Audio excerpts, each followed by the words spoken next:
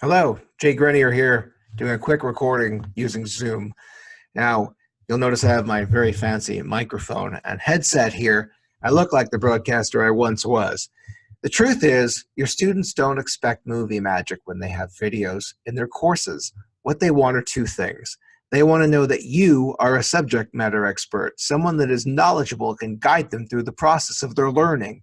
And they want to know that you actually care about that learning. You know, one of the questions or one of the concerns about online learning is how can you make it more personal in a professional way so that you can duplicate some of that connection that you have in the classroom. And while it's not the same, there are strengths that can be used in this process. There are things that you can do to make it more effective. And one of them is to keep in mind those 2 points.